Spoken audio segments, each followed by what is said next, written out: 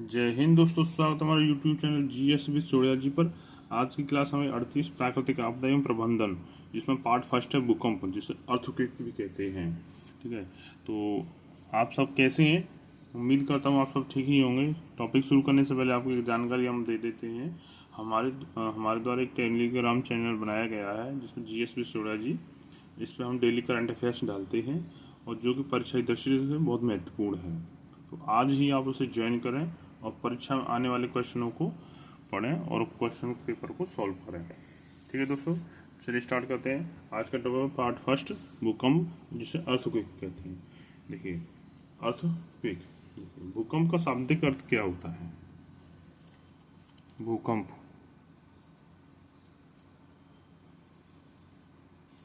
देखिए, भूकंप का शाब्दिक अर्थ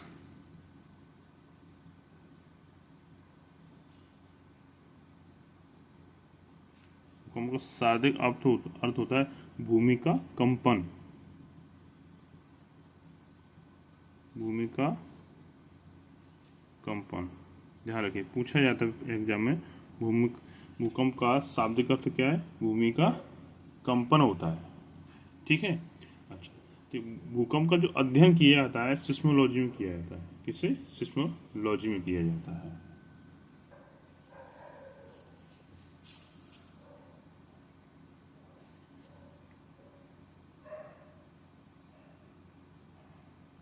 भूकंप का अध्ययन, भूकंप का जो अध्ययन किया जाता है किसमें किया जाता है? सिस्मोलॉजी।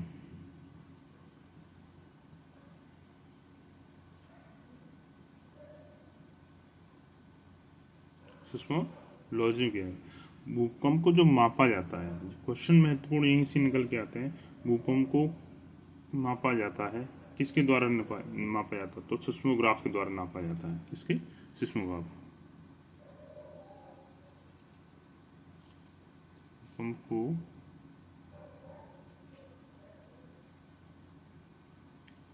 मापा जाता है किसके द्वारा? सिस्मोग्राफ। सिस्मोग्राफ। ठीक है दोस्तों, तो ये आप कंफ्यूज मत होना। जो अध्ययन किया जाता है तो किस में अध्ययन किया जाता है? सिस्मोलॉजी में। और भूकंप मापा जाता है सिस्मोग्राफ में। जो सिस्मोग्राफ होते हैं, इसको 3 प्रकार के सिस्मोग्राफ होते हैं। जो सिस्मोग्राफ होते हैं, कितने प्रकार के होते हैं हमारे? 3 प्रकार के होते हैं। उनको इधर कैंसिल लेते हैं। देखिए, पहला सिस्मोग्राफ, जो कि अधिकतर उसी के द्वारा मापा जाता है। ठीक है, इसे होता है रिएक्टर स्केल। इसे होता है रिएक्टर स्केल। रिएक्टर स्केल, ठीक है। इसकी जो मापने की इकाई है, ये मापा जाता है 1 से लेकर 10 तक। मापने की जो इकाई है कितनी है? 1 से 10 तक है। ध्यान रखिए, रिएक्टर स्केल की जो मापा जाता है 1 से लेकर 10 तक मापा जाता है। और इसकी प्रत्येक इकाई में जो अंतर होता है पहली इकाई की अपेक्षा 10 गुना होता है। जैसे कि माने चलिए अभी भूकंप आया, 1 रिएक्टर स्केल पर आया। ठीक है, तो ये अगला भूकंप आया, वो आया 2 रिएक्टर स्केल पे। ठीक है, अब ध्यान, इसमें जो अंतर है हमारा कितने का है? 10 गुना का है। 10 गुना का है। मतलब जो पहले रिएक्टर स्केल पे आया, इसकी अपेक्षा जो अगली बार 2 रिएक्टर स्केल पे जो आया, उसमें जो है 10 गुना ज़्यादा नुकसान करने वाला है। 10 गुना ज़्यादा करने वाला है। ठीक है, इसी प्रकार से हम आगे कहेंगे। तो जैसे कि अब नंबर 3 आएगा। अगर नंबर 3 पर रिएक्टर स्केल पे आता है, मतलब कोई भी भूकंप को जब मापा जाता है वो 3 रिएक्टर स्केल पे आता है, तो पहले की अपेक्षा 2 गुना होगा। इसकी अपेक्षा नहीं, इसकी अपेक्षा, तो 2 का 10 गुना होगा। कितना? 10 गुना। मानिए पहले इसने 10 घर को नुकसान पहुंचाया था, तो अब कितने घरों को नुकसान पहुंचाएगा? 100 घरों को नुकसान पहुंचाएगा। क्या? 10 गुना हो गया। तो हर बार जो रिएक्टर स्केल पर जिसको आंकड़े का होते हैं मापन के, तो पिछले अंक की इकाई की अपेक्षा अगली इकाई में 10 गुना का अंतर होता है। ध्यान रखना। 1 से अगर 2 का आधा है तो उसमें 10 गुना का अंतर आया, 2 से 3 में आया तो 10 गुना का अंतर आता है, 3 से 4 में आया तो 10 गुना का अंतर होता है। ठीक है, तो ध्यान रखिए, देखिए हर इकाई में 10 गुना का अंतर होता है, 10 गुना। ठीक है, अधिक नुकसान पहुंचाता है, ध्यान रखिए 10 गुना अधिक, पिछली इकाई की अपेक्षा ये 10 गुना अधिक है। ठीक है, अगला अगला आता है हमारा, इसे बोलते हैं रॉस फेरल स्केल।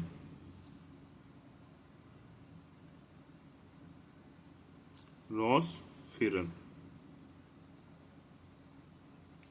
स्केल। ठीक है, रॉस फेरल जो स्केल है, इसकी जो इकाई होती है 1 से 11 तक होती है। कितनी होती है? 1 से 11 तक होती है। ठीक है, 1 से 11 तक होती है। नंबर 3 है हमारा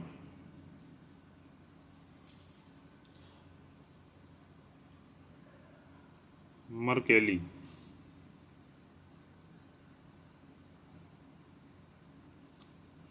मर्केली स्केल, इसे वैज्ञानिकों के द्वारा प्रमाणित नहीं किया गया है, इसलिए कम पूछता है, लेकिन फिर भी इसको बता देते हैं। इसके जो स्केल मापक हैं 1 से 12 तक हैं। कितने? 1 से 12 तक हैं। ठीक है, तो ध्यान रखिए, इसमें महत्वपूर्ण आपका रेक्टर स्केल। अधिकतर जो भूकंप मापा जाता है रेक्टर स्केल पर मापा जाता है, तो परीक्षा में रेक्टर स्केल ज़्यादा दिया जाता है। ठीक है, जब भी पूछा था रेक्टर। और इकाई की बात करते तो ध्यान रखें, पिछली इकाई की अपेक्षा अगली इकाई में 10 गुने का अंतर क्षति पहुंचाने का होता है। ठीक है, अच्छा ठीक है, अब भूकंप आने के कारण जान लेते हैं। भूकंप आने के कारण,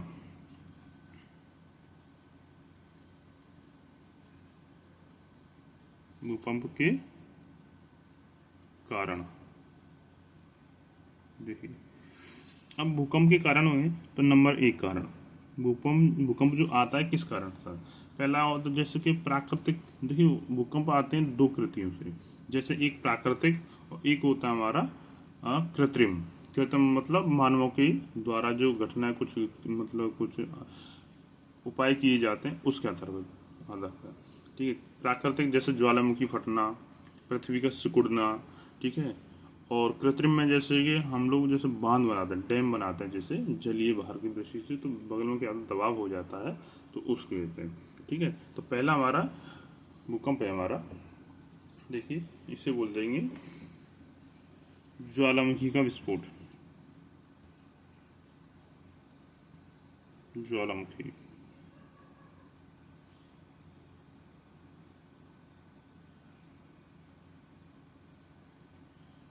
देखिए ज्वालामुखी का विस्फोट, ये पृथ्वी है। क्या है? ये पृथ्वी है। ठीक है, अब जो पृथ्वी है तो यहाँ क्या होगी, ये इस पर हलचल हो रही है। ये हमने पृथ्वी बना रखी है। ठीक है, ये पेड़ पौधे हैं,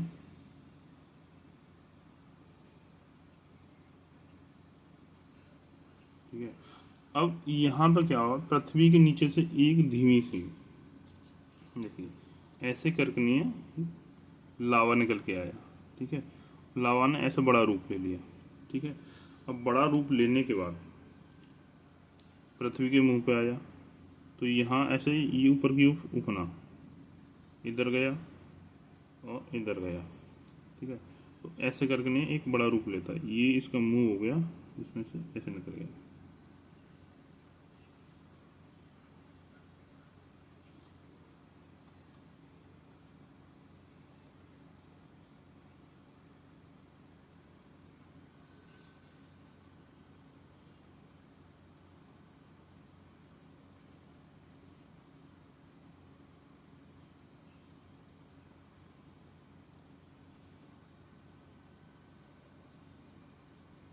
नीचे से निकल के आता है एक छोटे में। ठीक है, और ऊपर जाकर जो फेंकता है। ठीक है, क्या है? धुआं है इसमें, तो लावा से धुआं ये निकलता है, राख निकलती है। ठीक है, लावा निकलता है ज्वालामुखी में से। ठीक है, तो इसमें क्या होगा, पृथ्वी में हलचल होती है। क्या होती है? पृथ्वी के अंदर हलचल, पृथ्वी में हलचल। ठीक है, तो पृथ्वी में हलचल हुई तो क्या हुआ, कंपन हुआ। क्या हुआ? कंपन हुआ। देखिए हम पहले बताए भूमि का कंपन, तो कंपन हुआ तो इसके कारण होता है।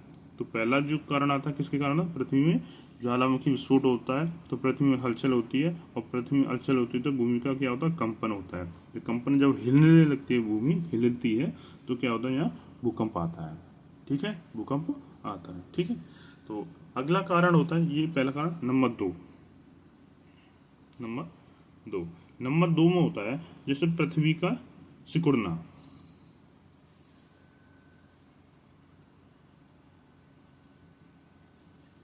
पृथ्वी का सिकुड़ना, पृथ्वी का सिकुड़ना। जो पृथ्वी है, जैसे कि ये है, देखिए ये पृथ्वी हो गई हमारी। ठीक है, इसको एक छोटे रूप में पृथ्वी बनाया है। तो यहाँ क्या हुआ, जब से पृथ्वी का जन्म हुआ है तब से पृथ्वी क्या सिकुड़ ही रही है, क्या सिकुड़ रही है। तो धीरे धीरे करके इसका खिंचाव बनता है। जैसे कि ये सिकुड़ेगी तो अंदर की तरफ खिंचाव बनेगा, क्या बने, खिंचाव बनेगा। और खिंचाव के कारण तो इसमें क्या है, टुकड़े हो जाते हैं कई बार। पृथ्वी के अंदर से क्या होता है, टुकड़े होते हैं, ऊपर की परत के जो टुकड़े होते हैं उसको हम प्लेट बोलते हैं। क्या होता है, नई प्लेट का निर्माण हो जाता है।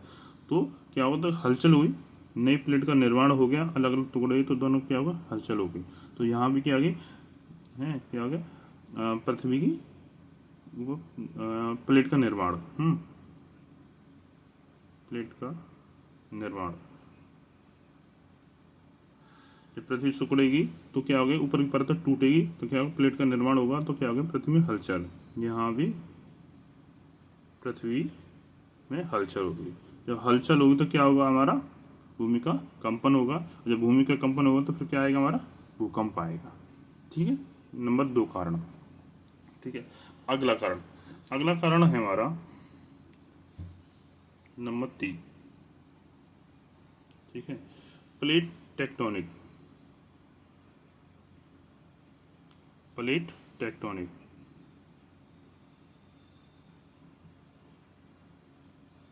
देखिए जो प्लेट होती है इनमें जो घर्षण होता है, क्या होता है, प्लेटों में घर्षण। जैसे कि ये प्लेट है,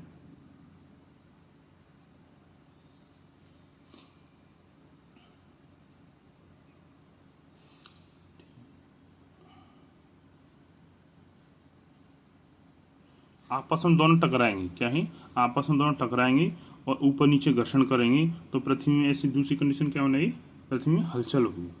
जैसे कि भारतीय प्लेट है, ठीक है, भारतीय प्लेट यूरेशियन प्लेट से क्या जा रही है, ऊपर टकरा रही है, ऊपर की तरफ भग रही है, मतलब ऊपर की तरफ खिसकाव हो रहा है। तो उसमें क्या होता है, इसमें हलचल होती है। आए दिन आपने देखा हो दिल्ली में भूकंप के झटके देखे होंगे। ठीक है, कई बार आते हैं तो क्या होता है, प्लेटों में हलचल।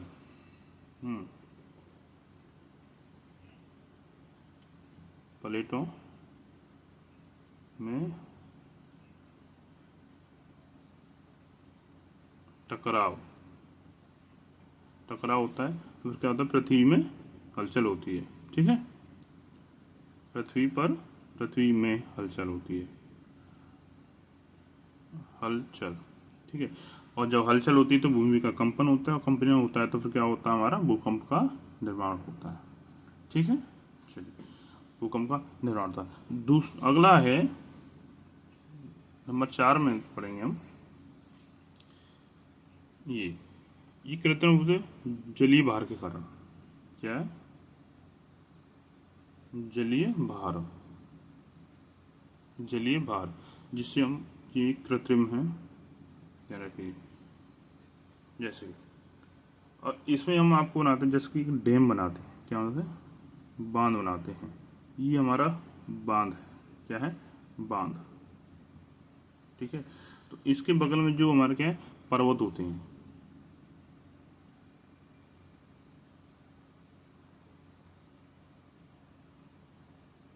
ठीक है, जो पर्वत होते हैं इस प्रकार से। ठीक है, तो इनमें क्या है, इनके ऊपर दबाव पड़ता है, क्या, जो चट्टान होती है इनके ऊपर दबाव पड़ता है। ठीक है, क्या, चट्टानों पर दबाव।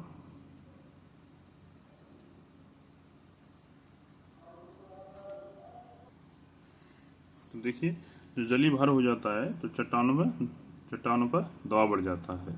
दबाव बढ़ने के कारण क्या है, जो बांध होते हैं, ठीक है। तो उनकी दबाव बढ़ने जाने के कारण उनकी स्थिति में परिवर्तन हो जाता है। इसकी जो चट्टान होती है जो बगल वाली, तो उसकी स्थिति में क्या होता है, परिवर्तन होता है। और परिवर्तन होता है तो पृथ्वी पे क्या होती है, हलचल होती है। हलचल होती है तो पृथ्वी का कंपन होता है, और कंपन होता है उससे क्या कहते हैं, फिर भूकंप कहते हैं। ठीक है। अच्छा, भूकंप किस प्रकार से उत्पन्न होता है, ठीक है, भूकंप किस प्रकार से उत्पन्न होता है इसे बताएं। लेकिन आपको जानकारी एक चीज बता दें, जब भूकंप आता है, देखिए भूकंप आने से पहले पता, जानवरों को सबसे पहले पता चलता है। भूकंप आने से पहले जानवरों को सबसे पहले पता है कि भूकंप आने वाला है। कैसे आने वाला है, उसका एक कारण है। भूकंप आने से पहले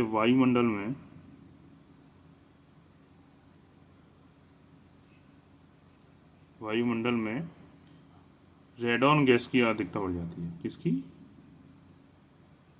रेडॉन गैस। रेडॉन गैस की अधिकता बढ़ जाती है। ठीक है, अधिकता हो जाती है या मात्रा बढ़ जाती है।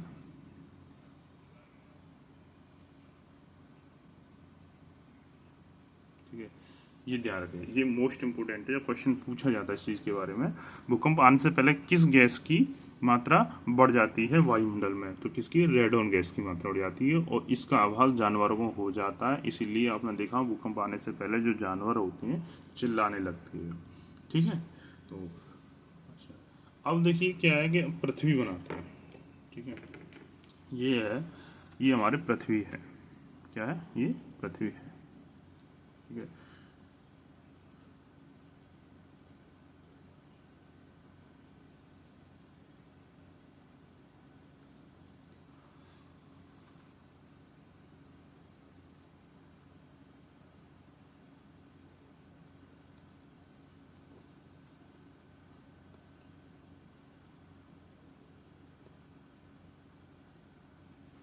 देखो पृथ्वी जो होती है इस प्रकार से कुछ स्थिति में बनी होती है। ठीक है, अब यहाँ क्या, ये पृथ्वी की थोड़ी हम मोटाई बना लेते हैं ऐसे करके। ठीक है, ये पृथ्वी की हम थोड़ी सी एक मोटाई बना ली। अब यहाँ जो भूकंप का निर्माण होगा, देखिए भूकंप का जो निर्माण होगा इस प्रकार से होगा, जैसे कि ये जिस जगह भूकंप उत्पन्न, जैसे पृथ्वी में हलचल हुई और हलचल हुई तो प्लेटों में क्या हुआ, खिंचाव बना, दबाव बना, घर्षण हुआ, तो इस जगह से हुआ। क्या हो? इस जगह से हुआ। जब इस जगह से हुआ तो इस जगह को हम क्या नाम देंगे, इसे मूल केंद्र कहेंगे। क्या कहेंगे? मूल कहेंगे या केंद्र कहेंगे, ध्यान रखिए। क्या कहेंगे? मूल या केंद्र कहेंगे। ठीक है, केंद्र कहेंगे। और जिस जगह इसकी जो कंपन की स्थिति सबसे पहले महसूस की जाती है, इसकी जो कंपन की स्थिति सर्वप्रथम पहुंचती है, इसकी तरंग सबसे पहले पहुंचती है, उस जगह को हम क्या कहते हैं? अधिकेंद्र कहते हैं। क्या कहते हैं? अधिकेंद्र। ध्यान रखना चीज को। सर्वप्रथम जब जिस जगह से उत्पन्न होता है इसका केंद्र बिंदु जो होता है उसे कहते हैं मूल कहेंगे या हम केंद्र कहेंगे। और जिस जगह इसकी तरंग सबसे पहले पहुंचती है ऊपर, तो उसे क्या कहते हैं? हम अधिकेंद्र कहते हैं। क्या कहते हैं? अधिकेंद्र कहते हैं। अब देखिए ये जो भूकंप है ये किस प्रकार से चलता है। इसमें जो तरंग चलती हैं, आप लोग जब भी किसी तालाब में जाएंगे, तालाब के किनारे पास जाइए या किसी नहर नदी में कहीं भी जाएंगे या के किनारे जाएंगे, तो एक पत्थर उठाना और पत्थर उठा के उसमें पानी फेंकना। तो पानी फेंकोगे तो उसकी जो तरंग है इस प्रकार से विकसित होंगी। ठीक है, या इस प्रकार से इसकी तरंग विकसित होती हैं। ठीक है, ऐसे करके ये राउंड फिगर में चलती हैं और राउंड फिगर में ऊपर जाकर चलती हैं। ठीक है, ये तरंग होती है, 3 प्रकार की तरंग होती हैं। पी तरंग है, एस तरंग है, एल तरंग है। प्राथमिक तरंग है, द्वितीय तरंग है और धरातली तरंग होती है। ठीक है, तो इनके बारे में अभी हम बता रहे हैं, तो ध्यान रखिए ये क्वेश्चन पहले यहाँ से ये पूछा जाता है, जिस जगह से भूकंप उत्पन्न होता है उस जगह को क्या कहती है? तो मूल केंद्र कहते हैं। जिस जगह पर इसकी तरंगों को सबसे पहले महसूस किया जाता है उसको क्या कहते हैं? अधिकेंद्र कहते हैं। क्या कहते हैं? अधिकेंद्र कहते हैं। समझ में आया? चलिए अब क्या है, इसे हम पढ़ते हैं। इसमें जो है 3 तरंगें होती हैं। क्या होती हैं? 3 तरंगें होती हैं। नंबर 1 देखिए, पहली तरंग जो होती है हमारी पी तरंग बोलते हैं। क्या होते हैं? पी तरंग, जिसे बोलते हैं प्राइमरी तरंग। इंग्लिश में बोलेंगे प्राइमरी वेव्स। ठीक है, हिंदी बोलते हैं प्राथमिक। क्या है? प्राथमिक प्राथमिक तरंग।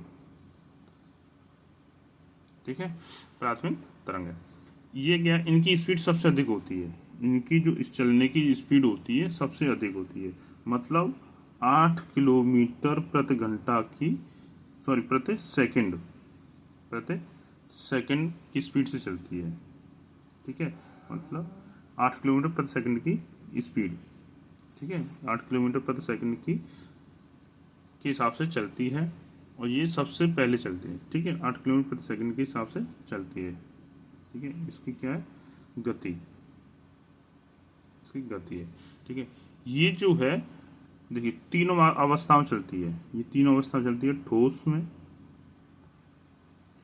भी चलती है, द्रव में भी चलती है, और गैस में भी चलती है।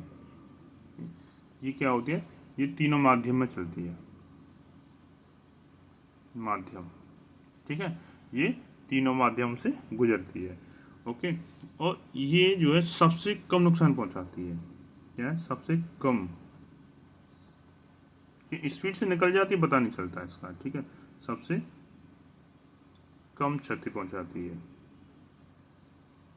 सबसे कम क्षति पहुंचाती है। ठीक है, ओके। इन्हें अनुदैर्घ्य तरंगे भी कहते हैं। क्या कहते हैं? अनुदैर्घ्य तरंगे।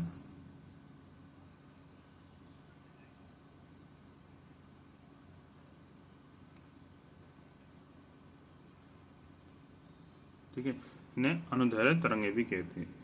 पी मतलब प्राइमरी तरंगे, ध्यान रखिए, प्राइमरी वेव्स बोलते हैं। ठीक है, और प्राइमरी तरंग, इसकी गति जो होती है 8 किलोमीटर प्रति सेकंड की गति होती है। ये ठोस, द्रव, गैस माध्यम में, तीनों माध्यम में चलती है, और सबसे कम क्षति नुकसान पहुंचाती है, और इन्हें अनुदैर्घ्य तरंगे भी कहते हैं। समझ में? अच्छा, अगली आती है, नेक्स्ट है हमारी एस तरंग, सेकेंडरी वेव्स, इन्हें बोलते हैं सेकेंडरी वेव्स, द्वितीय तरंग, द्वितीयक।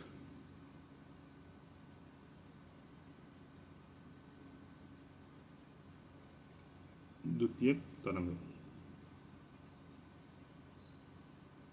तरंग। ठीक है, अच्छा, इसके बारे में पढ़ते हैं। इसकी क्या स्थिति है? देखिए, ये जो है ठोस माध्यम में चलती है। किसमें? ठोस, ये ठोस माध्यम में चलती है। क्या कहते हैं? ठोस माध्यम में चलती है। ठीक है, एक सेकंड,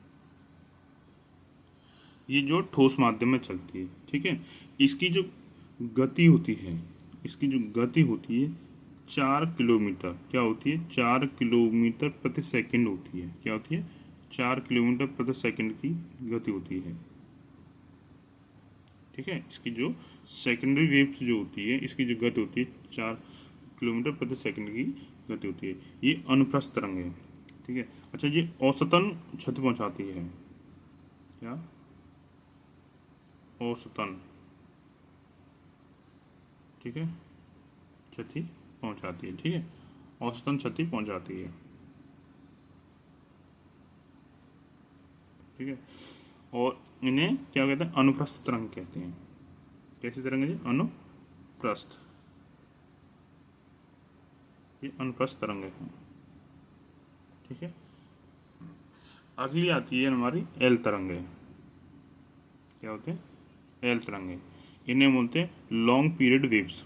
क्या बोलते हैं? लॉन्ग पीरियड वेव्स, वैसे बोलेंगे धरातली तरंगे।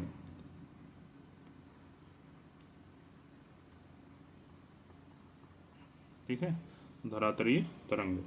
ठीक है, वैसे इंग्लिश में बोलते हैं लॉन्ग पीरियड वेव्स बोलते हैं। ठीक है, ये अत्यधिक विनाशक होती हैं, ध्यान रखिए। ये क्या होती हैं? ये अत्यधिक विनाशक होती हैं। ये जो है देखिए, इनकी जो अत्यधिक विनाशक, विनाशक या विनाशकारी, ठीक है, ये सबसे अधिक नुकसानदायक होती हैं। यही जो तरंग होती हैं होती हैं। ठीक है, ये जो है इसकी जो गति है, इसकी जो गति है 1.5 किलोमीटर प्रति सेकंड है। धीरे धीरे जिगजैग टाइप में चलती है। ध्यान रखिए। इसकी जो गति है धीरे धीरे चलती है, जिगजैग टाइप में चलती है। ये अत्यधिक विनाशकारी, ध्यान रखिए, सबसे अधिक जो नुकसान पहुंचाती है यही पहुंचाती है। ये जिगजैग टाइप में चलती है, ठीक है। जैसे कि यहाँ चल रहा है गोल राउंड में, तो धीरे धीरे चलती है। तो देखिए पहले कौन सी तरंग पहुंचती है हमारी, प्राथमिक तरंग है, द्वितीय नंबर पर द्वितीयक तरंग है, और तीसरे नंबर धरातली तरंग पहुंचते हैं। अत्यधिक नुकसान होते हैं ये हमारे पहुंचाती है, ठीक है। चलिए आगे चलते हैं। तो ये हमारी तरंगें हों। अब चलिए आगे पढ़ते हैं। देखिए एक पॉइंट है हमारा, भारतीय मानक ब्यूरो, भारतीय मानक ब्यूरो,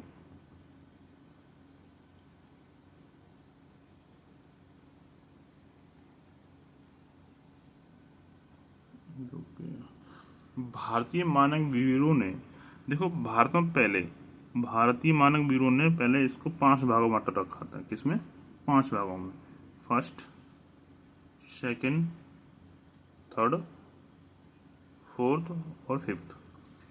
इसमें क्या था, इन 5 भागों में बांट रखा था भारतीय ने भूकंप की दृष्टि से भारतीय क्षेत्र को, ठीक है। जो फर्स्ट जोन था, जो हमारा पहला जोन था, हमारा क्या पहला जोन था, ये एक ऐसा जोन था जहां भूकंप प्रभावित एरिया नहीं था। क्या था? भूकंप प्रभावित एरिया नहीं था, बिल्कुल सेफ था, ठीक है। अब क्या है, 2010 में जब इसे मॉडिफाई किया गया, ठीक है, देहरादून स्थित जो Wadia institute of Himalaya geological जो सेंटर है, ठीक है, उसके द्वारा क्या है, द्वारा से इसे मॉडिफाई किया गया। और मॉडिफाई करने में पाया गया कि भारत में अब ऐसा कोई भी क्षेत्र नहीं है, कोई भी राज्य नहीं है जहां भूकंप नहीं आ सकता है। इसका कारण क्या है? क्योंकि भारत में हर राज्य में, देखिए क्या है, भारत में हर राज्य में अब क्या है कि बांध का निर्माण हो गया। क्या हो गया? ये हमारा जलीभार, ठीक है, कृत्रिम वाली जो स्थिति पैदा हो गई है जलीभार, जिसके कारण क्या है कि भारत में कहीं भी भूकंप आने के चांस रहते हैं। लेकिन फिर भी उसके बाद भारत में अब एक फर्स्ट जोन खत्म कर दिया, तो कितने जोन बचे हमारे? सिर्फ 4 जोन बचे हैं। Zone second, third, zone fourth और जोन 5, ठीक है। अब हम इन आधारों पर इसका अध्ययन करते हैं कि कौन सा भूकंप किस हाथ में आता है। एक कंडीशन होती है, जो हमारा जोन सेकंड है, ये जोन सेकंड जो है, कैसा सेकंड है, ये कम विनाशकारी क्षेत्र है। क्या है? कम विनाशकारी क्षेत्र,